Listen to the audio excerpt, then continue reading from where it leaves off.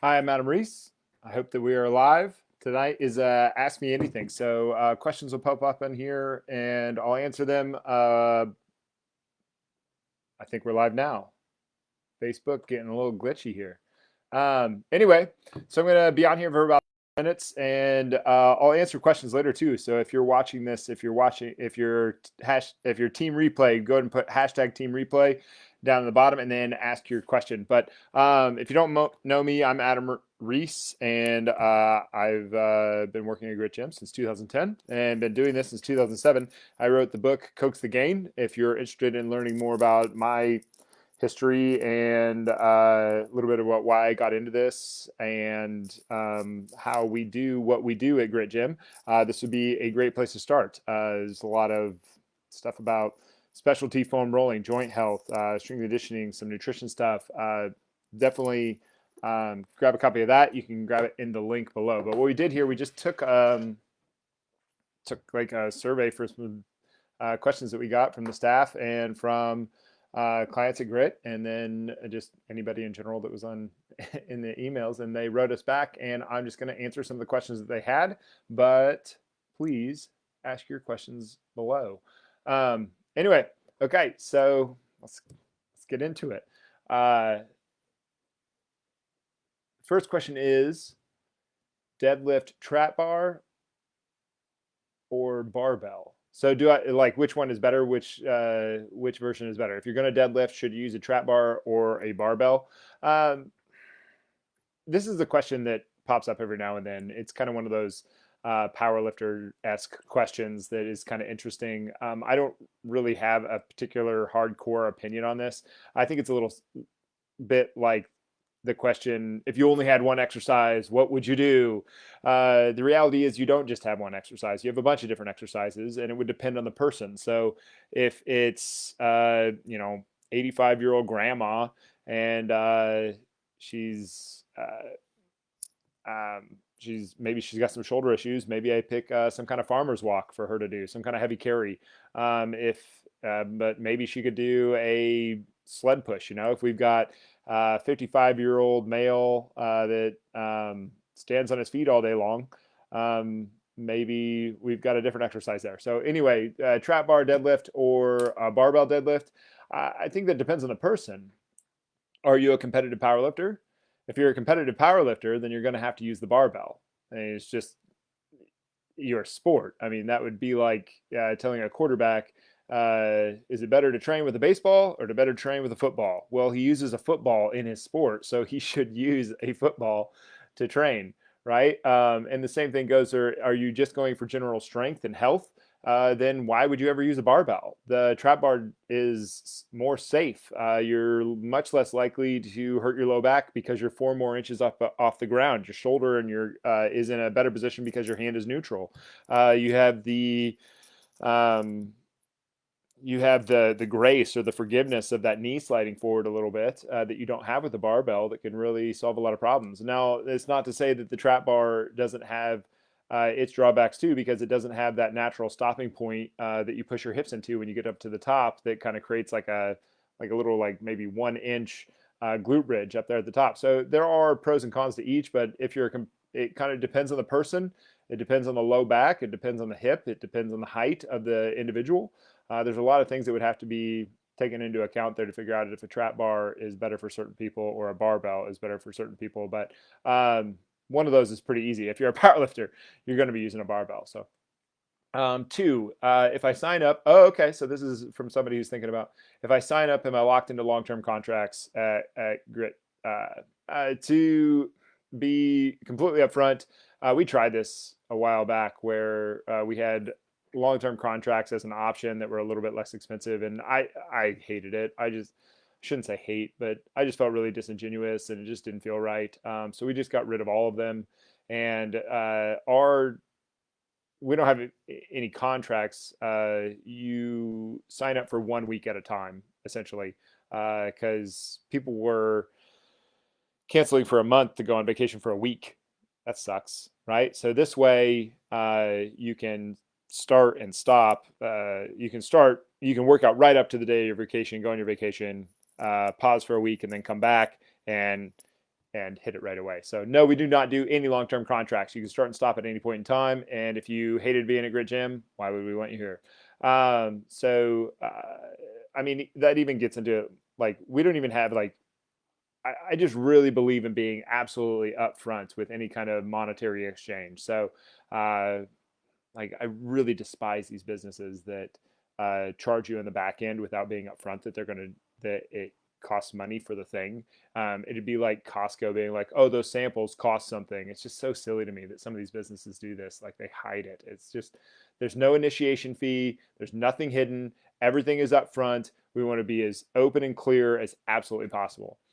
Number 3, what's the average age of Grit Gym? So are you, so this would be, I wonder, the last time that we pulled the age, it was 54. And I know that the time before that, it was 52. I wouldn't be surprised if it's right around that right now. It's the majority of the people that work out at Grit Gym have a banged up joint. Something happened along the way, where their last ditch effort, a lot of the time, to get into shape the way that they wanted to be in shape. We're usually working with a little bit of an older population. We're just not working with high school kids and young 20s most of the time. Most of the people that come into us are a little bit, they have kids that are in high school or above. Let's say it that way. What's the average age? Okay, why don't we ever do burpees? Not that I want to, just asking why.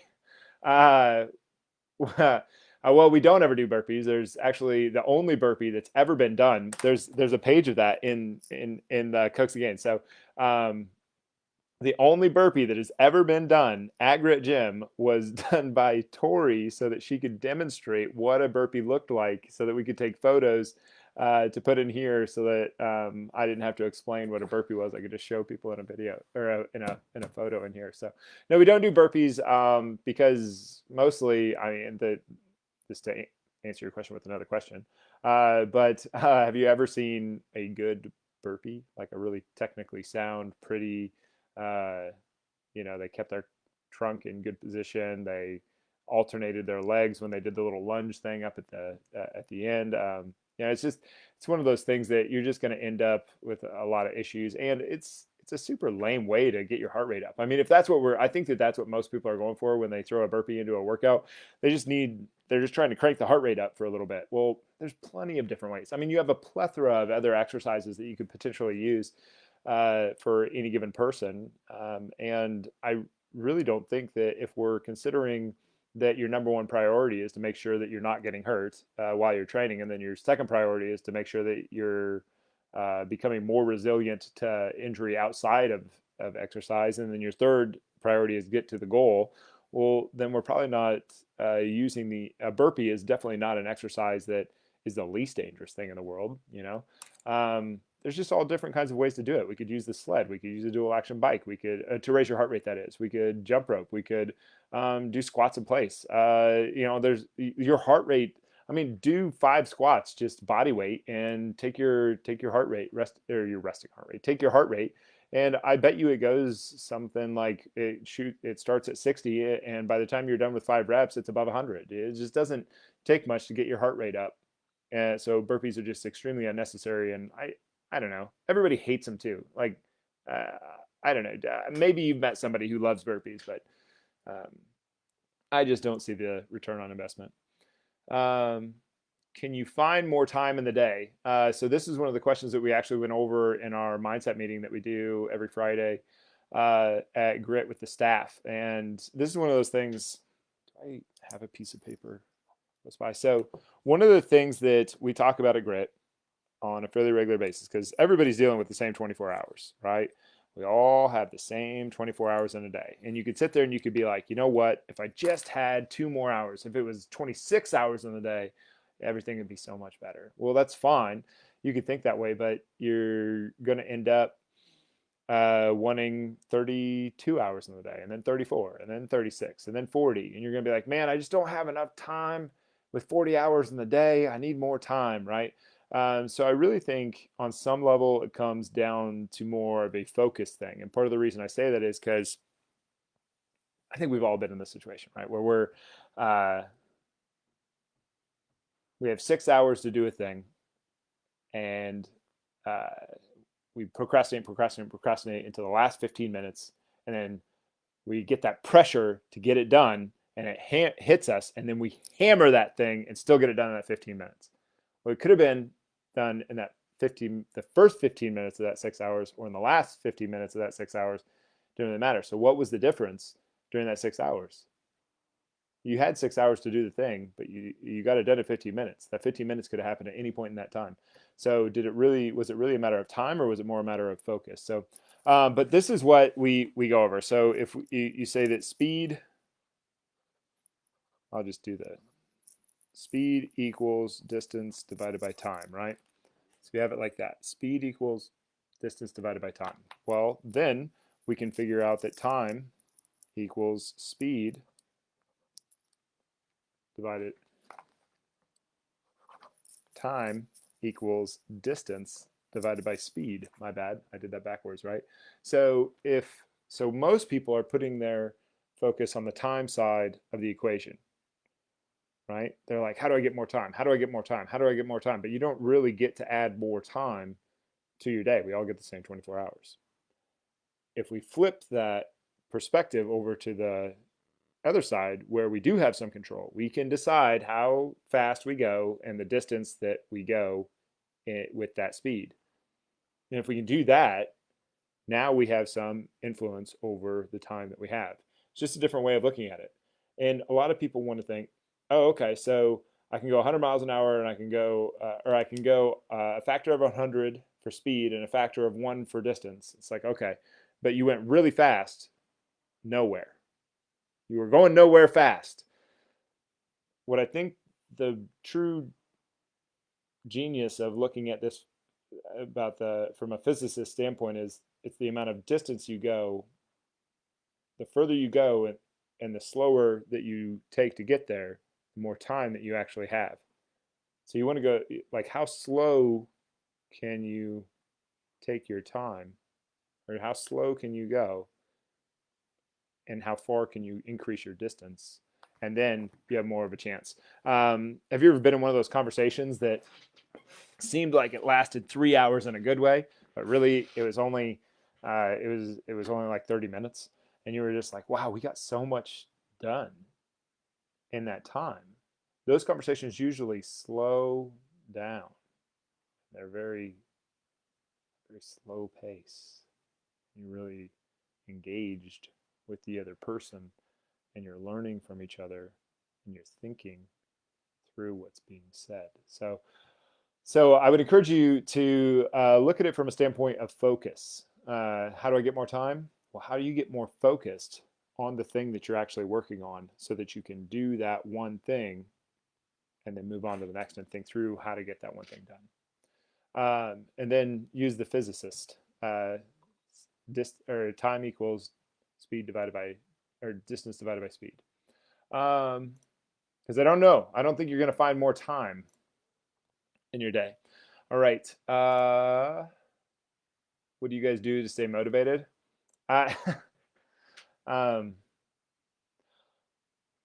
Everybody's going to answer this different, because everybody's got a different definition of motivation.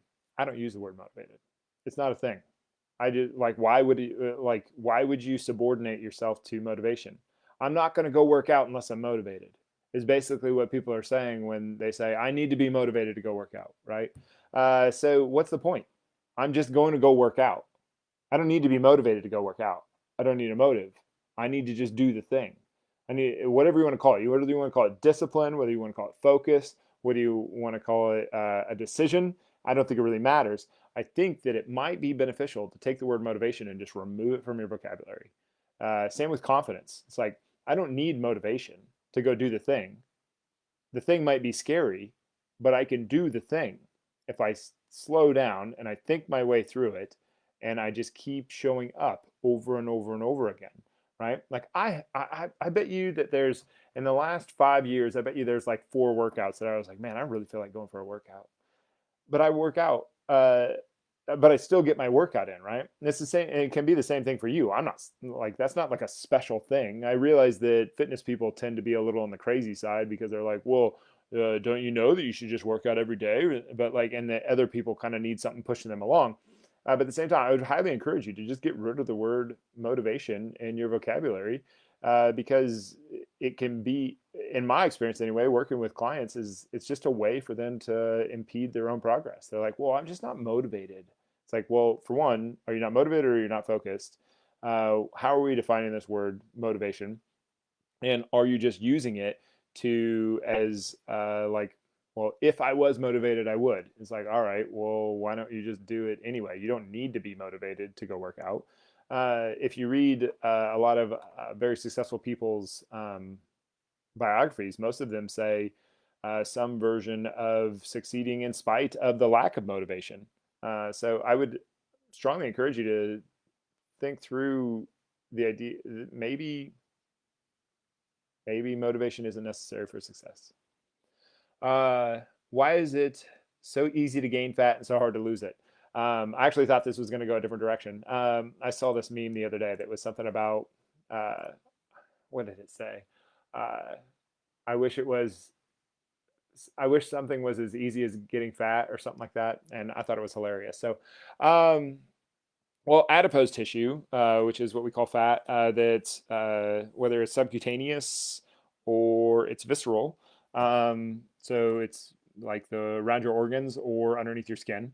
They're both fat. You need a certain amount of it in your body, just like you cannot survive without a certain amount of fat in your diet. If you went 100% zero fat in your diet, you'd eventually die. Protein and fat are essential macronutrients. You do not need carbohydrates to survive, but you do need fat and protein. Now, I sound a little bit like a keto person there. That's just, and I don't mean to. Keto has its place. It's not the end all be all, but it definitely has its place. Back to the question. I lost track here. What was it again? Why is it so easy for some people to? Why is it so easy for some people to to gain? Wait, why is it easy to gain fat and so hard to lose it? Well, it's very difficult to lose it because your body wants to hold on to it. There's also things in our present day world that are in violation with our genetic history. You are the result of your ancestors, right? You have their genetics rolling through you. Many of those genetics are still hardwired to your evolutionary past. So humans are, for instance, the intermittent fasting is a very common thing right now, very popular. We're actually set up to not eat for long periods of time. Many nutritionists have likened the human body to a camel, and that the camel stores a bunch of fat so that it can make it across the desert. Humans do essentially the same thing. There's multiple people who have not eaten for incredibly extended periods of time, like a year, and lost weight over that time, and that fat had just held it as a store of not a store of value, a store of energy that they could use at a later date, which is essentially what's going on there. So why is it so easy to gain fat? Because your ancestors needed to be able to gain fat from very little food so that they could survive. And why is it so hard to lose it? It's because once it has that extra energy, it wants to hold on to it. It takes quite a bit of strategy and discipline to that strategy to be able to lose the fat that you have. And the more that you have, the harder it is to lose. And depending on your body type, it's going to be different. So if you're an ectomorph, it's going to be much easier to lose fat and much harder to gain fat. But it's also much harder to gain muscle. If you're an endomorph, it's very easy to gain muscle, very easy to gain fat, and very easy to gain muscle. If you are a mesomorph, you're kind of somewhere in between. So it's one of those things. And I don't think that nutritionists know as much as they let on about this topic anyway. There's definitely some things that we do. I think that we probably have a decent handle on, and there's definitely some things that we're just not there yet to know all the answers around this whole thing. Your metabolism is an extremely complex deal. It's not a mathematical equation where you can just say what goes in is what comes out, which is true in the sense of thermodynamics. not accurate in terms of what your body is going to do with the energy that is rolling through it, and how much it's going to hold on to in the form of fat. So extremely complex question. It's a good question, and there's plenty that you can do about the body composition that you do have. I wouldn't try to make it as complicated as I just made it sound, but it depends on the person. I have a completely different answer for an ectomorph than I would for an endomorph, and that is without sitting down and chatting with you first. So that's very much an individual um, obstacle that we would have to confront. Um, I want to go to the gym. I know it's good for me. What can I do to stop procrastinating? I think we're back to that motivation thing. Um, what can you do to stop procrastinating? Uh, I don't know if there's an easy way around saying you just have to do the thing. Everybody's scared before they walk into the gym. It's one of the hardest things of the job is knowing that these people want to walk through the door and you want to go out there and help them walk through the door. But at the same time, it would be like doing your kids' homework. That is a step that they have to take, because once they and you want, I think that I want them to take that, even though I want to go out there and do it for them because I know how painful it is for them, uh, and how much fear they're having to overcome to do that. It, the courage that they're going to get as a result of facing up to the scary thing is insurmountable. So I want them to do that. I do wish that that door wasn't like Mount Everest in terms of how scary it is for people to walk through. I can't tell you how many people have confided in me and said that their first day, their heart was just beating out of their chest before they walked through the door. And it's just like, oh gosh, I wish this could just be this is a very friendly place, and I've said that before to people, and they're like, well, I know that now, and it's like, yeah, I just wish, if you ever come up with a way to make Grit Gym more welcoming, let me know, because we want to help more people. We always want to help people. I mean, I wouldn't have started it if that wasn't the case. But how are you going to stop procrastinating? I think you just have to do the thing, and then you have to do the thing, and then you have to do the thing, and you have to repeatedly do the thing. And I don't think you ever get less scared of doing the thing. You just grow your courage until you have so much courage that the thing that used to seem super scary is just a baby step for you. Why is it so? Oh, this kind of goes along with the other question. Why is it so easy for some people to stay lean and so hard for others to even get there? Well, this kind of goes into body types a little bit. A lot of the reason that you're shaped the way that you are is by how your body has responded to food over the course of your lifetime. Uh, an ectomorph, a very skinny, long, lean type person, uh, is probably going to deal with a protein rich, carbohydrate rich diet better than an endomorph person that's usually a little bit shorter, puts on muscle really easy, puts on fat pretty easy. Those two people are going to have responded to the food that was given them over the course of their life significantly different. It's nature and nurture sort of thing. So some people are going to have a very difficult time putting on muscle, but they're also going to have a difficult time putting on fat. So pick your poison. Which one would you rather? It's not necessarily up to you.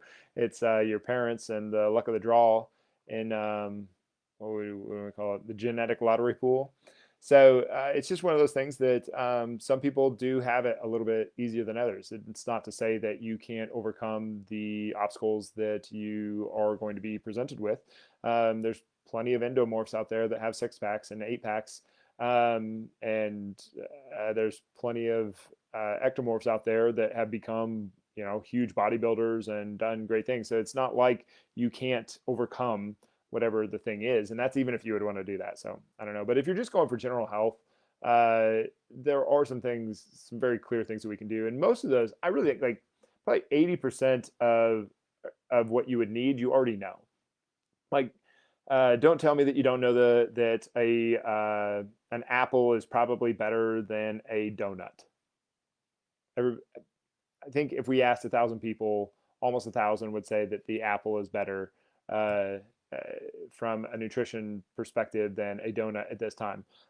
Which I suppose you could go in and you could play devil's advocate and be like, what if you were caught on an island somewhere and there were more calories in the donut than the apple? Well, okay, fine. On the desert island where you're starving to death, you'd go with the one with the more calories.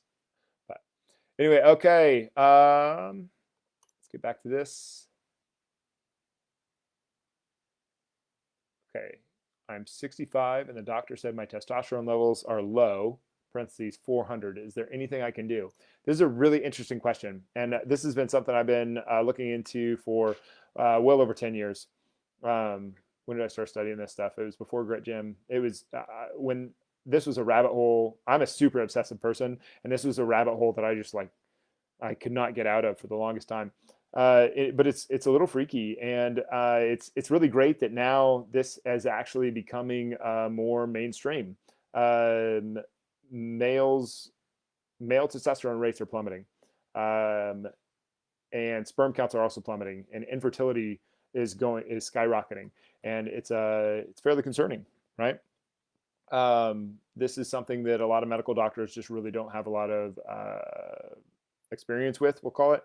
And no fault of their, well, I suppose fault of their own is kind of a weird way of saying it, but it's just something that if you go to a true expert, they're going to be able to tell you a lot more than your medical doctor will. That's a nicer way to put it. That's what I should have said in the beginning. But 400 is extremely low. Anything underneath 700, you need to talk to a professional. And really, you might even go to 1,000. At 400, it's where males are having depression to the point of suicidal thoughts. You have no energy. You don't feel like you don't feel like a man. It's a really bad time. And a lot of the reason for this drop in testosterone is environmental. So, food, water, air. So you think of the pollution that is coming out of the tailpipe of all the cars. We're sucking in that to a certain extent. Those phytoestrogens, or whatever you want to call them, they're having an estrogenic effect on our bodies, and our estrogen levels are going up, and our testosterone is going down. Now, there are things out there called estrogen blockers.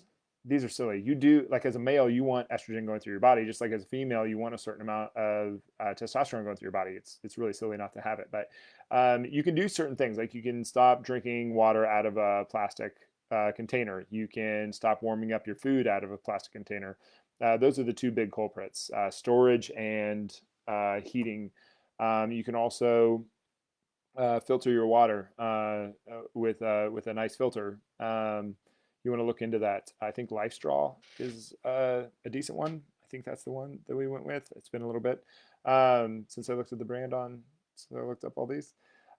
You can start working out every day. You want to do lifting at least 3 times a week. You want to do some kind of high intensity interval training. You want to decrease the amount of stress in your life. You want to meditate. You want to make sure that your sleep is on point. You want to make sure that you're getting to a point where you're fairly lean. Obesity is one of the biggest reasons for testosterone levels to plummet. So there's plenty of things that you can do there, but I don't want to spend the whole video talking about that. I'm only on number 10. I think I have like 25 of these things to go. We'll see how far we go. How do I improve my posture? Well, there's a lot of things there, and that's extremely nuanced. You would have to look into what we are improving. Some people to stick straight up, some people to fold it over, for instance, and that's just the upper back. What if we're talking about the head? What if we're talking side to side? For the most part, though, a lot of breathing or a lot of posture stuff comes down to breathing. If you are an upper back breather, you're going to tend to be kyphotic. If you are a chest breather, you're going to tend to be more of that militant style posture. If you have a butt like Kim Kardashian, you probably tilt your pelvis forward to open up your lungs a little bit. So there's a lot of factors that come into there, and we wouldn't know until we got into the assessment. Okay, my weight fluctuates quite a bit. How do I keep it off? Your weight, for starters, especially if you're getting on an in-body where it's testing your fat versus your muscle, you actually want that to fluctuate a little bit. It should, partially because you change from day to day. You're gonna have a certain amount. So, like, let's say that you eat a really fatty meal and then you go donate blood. That blood's gonna come out pink. Why is it gonna come out pink? It's because the fat that you ingested is going through your body, and then it's being transported through your blood. That blood was pulled out. That that pink stuff in there is the fat from the food that you ate. You might think this is kind of gross, but that's what it is. Um, anyway, so if you're jumping on an in-body and you're measuring that, it's not going to know the difference between the fat that is, in your bingo wings versus maybe that was a little crude. I don't know. Versus the fat that is in your blood from the meal that you ate. So it's just something to take into consideration. Your body is always going to fluctuate, just like you're going to have different hydration levels one day to the next. And what you want to see is a trend. If you're trying to lose weight, you want to pay attention to the trend. You don't like these ups and downs. They're going to happen. Think if your heart rate was just, I want it to just be steady. It's like, no, it needs to pop up and down to make sure that it's pushing blood where it needs to go. Okay. What is foam rolling actually doing? Well, this is an interesting question because we don't totally know yet. There's a certain amount that we can measure down to the cellular level to know that we are having an effect. But we don't really know why putting pressure on the muscle works. We know that it hits the Golgi tendon organ, and we know that it hits the muscle spindles and all the stuff. It causes the muscle to react somehow, but we don't really know why. And on some level, we use it because it's almost anecdotal at this point. Like you put pressure on the muscle or you get a massage, you're moving fluid around. So it's pretty clear that you recover a little bit better when you use these foam rollers. But also, what is recovery? What causes recovery? Your body can recover because it moves fluid around to bring nutrients to certain areas of the body so that they can recover. So on some level, you're just aiding that recovery process, but also it feels good. It increases your range of motion just a little bit. Your tissue quality improves slightly. There are some reasons to be foam rolling, but what is it actually doing? Science is still not clear on that. The scientific method is still out. We will see. I'm very curious what we find in the next 10 years, but I bet you that it's not what we think it is. So, and even if we find out that it does nothing, we'll probably do it at Grit Gym, because if you've been sitting at a desk all day, then your spine needs to wake up. Your core needs to wake up around your spine. So if we roll around on a foam roller for 5 minutes, it allows that core to wake up. Also, if you've been standing on your feet all day, well, your meniscus is like a pad like this, right? Your meniscus is going to be dented when you come in. And we want that to flatten back out again before we start doing a lot of exercise. So the foam rolling is going to just let us have that 5 minutes for that dent to turn back into a flat pad. Plus, it feels good. Well, not when you first start, but all right. When will the new place be ready? I think we get to move in tomorrow. Where can I find the exercise videos? The exercise videos should be in the email that you got when you signed up. There's just a link in there, and then there's the password in the email, and you can sign up that way. What are BCAAs? More interesting question. BCAA stands for branch chain amino acid. Branch chain amino acids are the amino acids that are primarily found in your muscle tissue. If we took a biopsy and we said, what are the amino acids in this muscle, right? You would have valine, isovaline, and leucine, valine, and isoleucine. So for some reason that sounds wrong in my head. I'm having a brain fart. Anyway, they're the three main ones made up there. So if you ingest some extra BCAAs, especially if you're on a cut, so you're not having a ton of protein going into you, that can be a benefit. If you're already eating tons and tons of protein, though, BCAAs are kind of like, do you like the taste of your BCAAs? Okay, keep going. But if you're eating, 2 grams of protein per pound of body weight, you probably don't need extra BCAAs. How many times should I lift or do metabolic per week? Depends on the person and what you're going for. If you're trying to run a marathon, you should probably be doing 2 to 3. If you're trying to win a powerlifting meet, you probably want to do like 1 every other week. It just depends on you and what you're going for. How many times should you lift per week? That also depends. If you follow the Bulgarian method, that's a method where you basically do lifting 3 times a day. You sleep for like 16 hours a day too. So it just depends on the person, what their goals are. and their age and a bunch of other factors. Humans are extremely nuanced. Yes, we all kind of have similar bodies in the sense that most of us have two arms, two legs, and a core, but we can't just all be trained the exact same. You get people hurt that way. Uh, but I think the question that you might be asking here that I would say is just be sensible. Um, I think most people kind of can gauge when they're doing too much or too little. How much protein should I get? Also, extremely nuanced question. If you are a bodybuilder trying to stack on weight, you probably want to be somewhere between 1.5 and 2 grams per pound of body weight. If you are trying to cut, you probably need to get that to like 0.8 or to 1 per pound of body weight. Protein is one of those things that is it's an asset when you're trying to cut or when you're trying to grow, because it is an extremely stable macronutrient. It's really, if you're trying to cut, one of the easiest things that you can do is just to eat your protein first. Eat your protein and then your vegetables and all the stuff that you want to go ham on. But I sound like a protein junkie a little bit, and I don't want to. It's just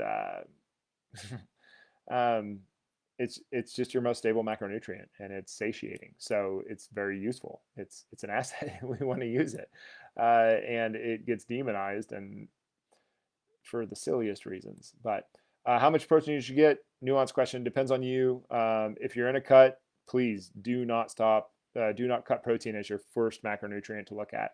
And if you're trying to gain, don't look at protein as the only thing that where you want to increase your caloric intake. Protein is not the only factor in gaining muscle. One of the things that keto and the carnivore diet, the popularity of that did was it showed that when people removed carbohydrates, they lost less, or they lost more muscle in a caloric deficit than they would have if the carbohydrate was present, and they gained less muscle in a caloric surplus than they would have they would if they would have had carbs present. So carbohydrates obviously play a bigger role in muscle synthesis than we thought. All right.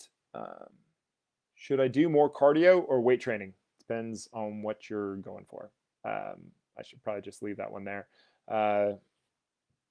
If you're going for general strength and general health, you probably want to lift 3 times a week and do steady state cardio 1 day a week and do some kind of metabolic conditioning. Well, you probably want to weight lift, do some kind of resistance training 2 to 3 days a week, 2 to 4 maybe.